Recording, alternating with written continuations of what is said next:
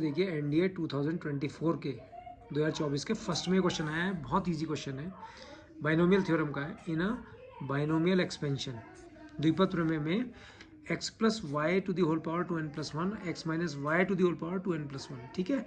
एक x plus y एक x minus y है, दोनों की पावर सेम है, ठीक है। The sum of middle terms, जो इनकी जो बीच की टर्म है, मिडिल टर्म्स जो है इज जीरो है, इनके sum of middle terms is zero है, ठीक है। मिडिल टर्म का जो बीच वाली टर्म्स है वो उनका टर्म का सम जो है यानी कि योग जो है वो जीरो है। What is the value of, तो हमसे वैल्यू पूछ रहा है x² की। बहुत ही इजी क्वेश्चन है, देखिए इसका सॉल्यूशन देखिए ध्यान से। यह है x plus y to the power 2n+1 into x minus y to the power 2n+1। अब आपने देखा होगा कि दोनों का जो बेस है वो तो डिफरेंट है, लेकिन जो दोनों की पावर्स हैं वो सेम है, ठीक है। तो आपको ये पता ही होगा कि अगर कहीं पर ऐसे लिखा होता है कि a to the power x into the b to the power x, तो हम इनको a b to the whole power x लिख सकते हैं, ठीक है। तो वही काम मैं इसमें करने जा रहा हूँ, बहुत ध्यान से देखिएगा कि x plus y into x minus y to the whole power 2n+1। क्यों करा मैंने ऐसा? क्योंकि दोनों का बेस तो डिफरेंट है लेकिन पावर्स जो है वो सेम है। तो यहाँ पर अगर आप देख रहे होंगे तो x प्लस वाई और x माइनस वाई हो गया x² माइनस y², और पावर इसकी हो गई 2n+1, पावर्स तो सेम है, ठीक है। अब मैंने क्या करा कि मुझे इसको ये तो पता है, ये तो इस क्वेश्चन में बताया नहीं गया कि n की वैल्यू क्यों आया, क्या है ये हमें नहीं पता है, हमें n की वैल्यू इसमें नहीं पता है, पर मिडिल टर्म का सम पूछ रहा है, सम जीरो है ये दिया है। And what is the value of x² तो हम we can take any value of n, यानी कि हम n की कोई भी वैल्यू ले सकते हैं जो हमारे लिए ईजी हो। तो वी पुट, हम क्या रखते हैं कि n = 1 रख देते हैं, सबसे छोटा हमें मिल जाएगा।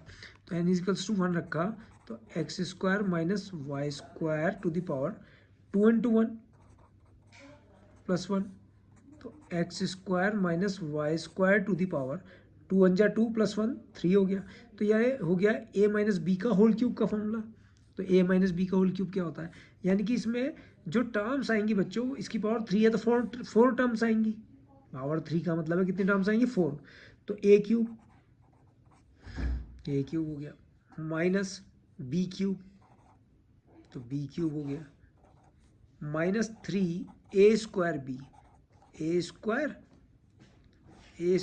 और बी कितना है y², A cube minus B cube minus 3a² B plus 3a क्या है x², ए ये है इंटू बी² क्या है y² का स्क्वायर।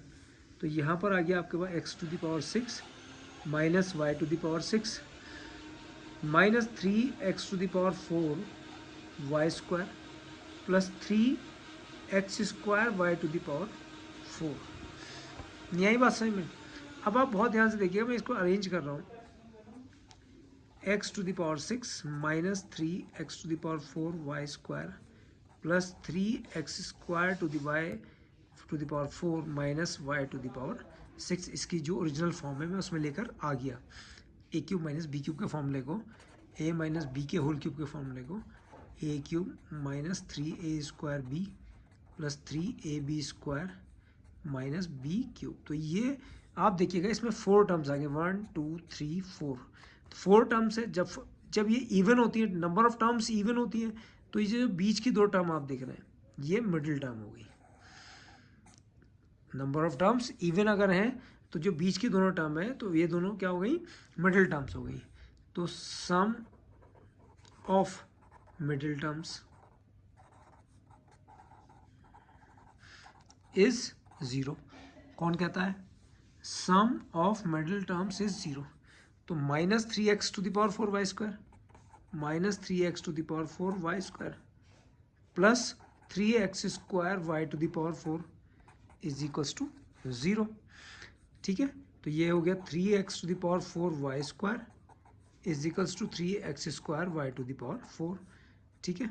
अब यहाँ से आप देखिए 3 से 3 कैंसिल हो गया, और ये x² यहाँ पर कैंसिल होकर 2 रह गया, ये वाई स्क्वायर यहाँ पर कैंसिल होकर 2 रह गया, तो यहाँ पर कौन बचा एक्स स्क्वायर, यहाँ पर कौन बचा वाई स्क्वायर को इसके डिनोमिनेटर लेके आ गए x square upon y square, जब इसके डिनोमिनेटर में लाए तो यहाँ पर वैल्यू कितनी हो गई 1, तो x square upon y square की वैल्यू 1 हो गई। तो वो हमसे क्वेश्चन कह रहा था what is the value of x square upon y square, तो वो ऑप्शन ए जो है 1 है। कितना ईजी क्वेश्चन है देखा आपने, ऑप्शन ए।